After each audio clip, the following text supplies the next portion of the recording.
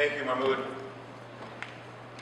Dr. Khan worked in the hospital's Edwards Clinic facility.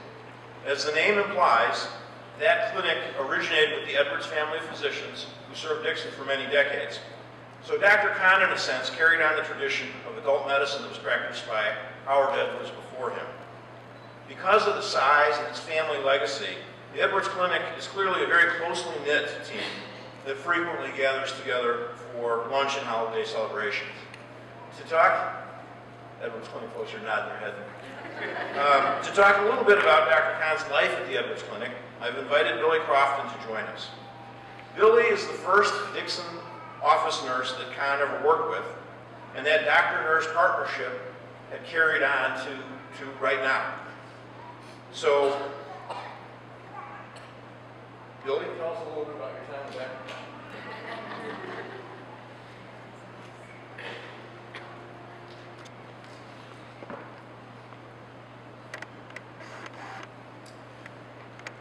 It's a little long, but I guess after 19 years I feel entitled.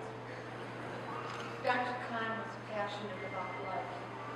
He met the day with energy and enthusiasm.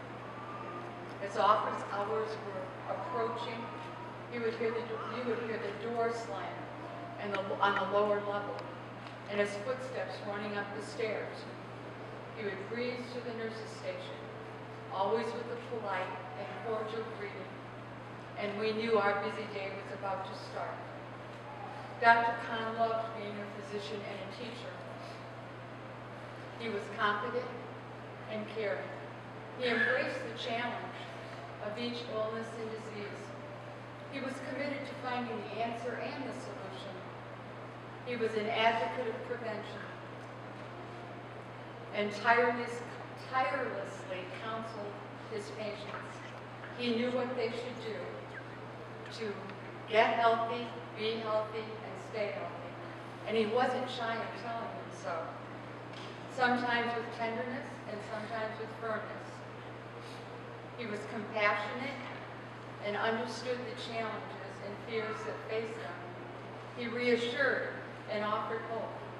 Patients appreciated his straightforwardness and honesty. In situations, he told them what they could expect and what they could not expect. They considered him their friend. Men admired him. Ladies loved him, especially the 80 and the 90-year-old.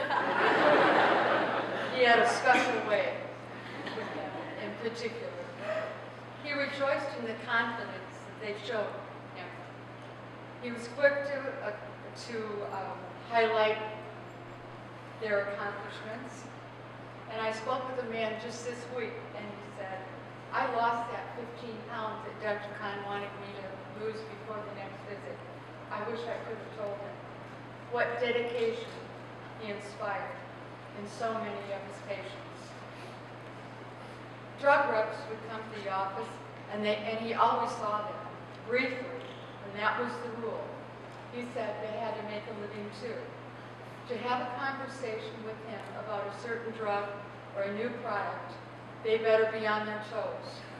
99% of the time, he had already researched the published studies, knew the statistics, and was prepared to ask them tough questions.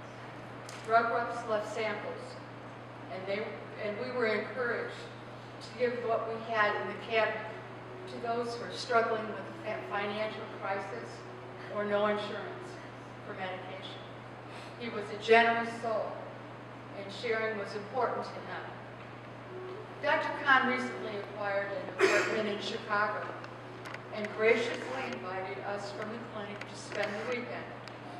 4 of us boarded the train in Elbert, and we went. And he treated us to a spectacular couple days. We shopped, we dined in ethnic restaurants.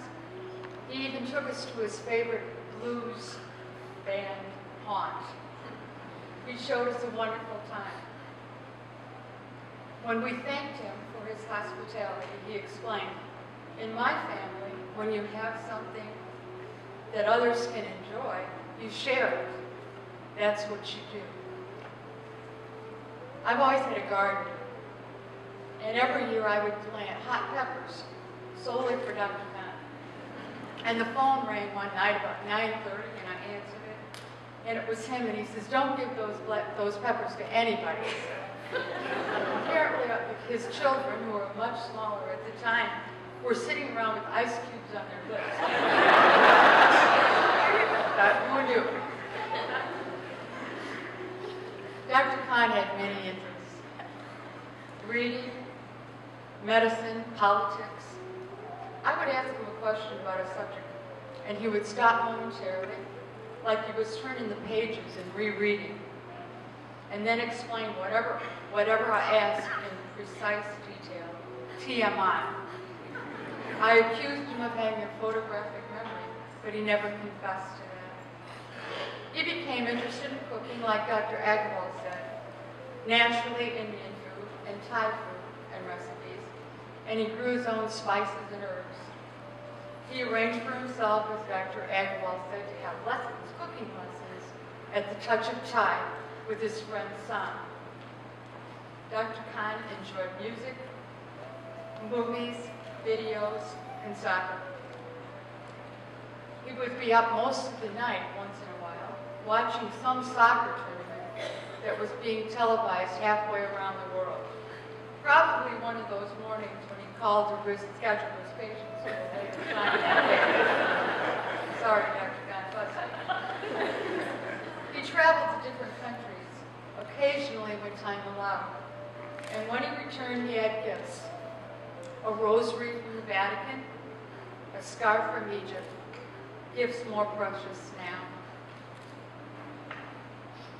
And it was the occasion that we had to hire a second nurse.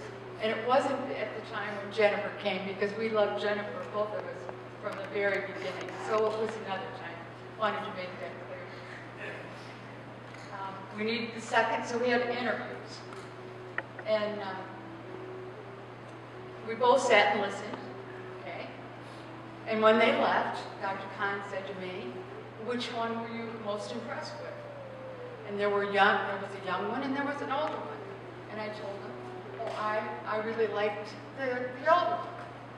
And he said, "She was younger than me, but older than him." And he said, no, I can't. He says, I could never tell her what to do. And I said, "Dr. Khan, you've never had a problem telling me what to do."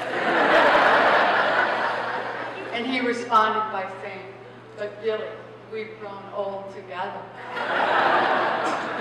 I could not stand here and speak about this man, my friend, without relating the most memorable of times for me, in my mind.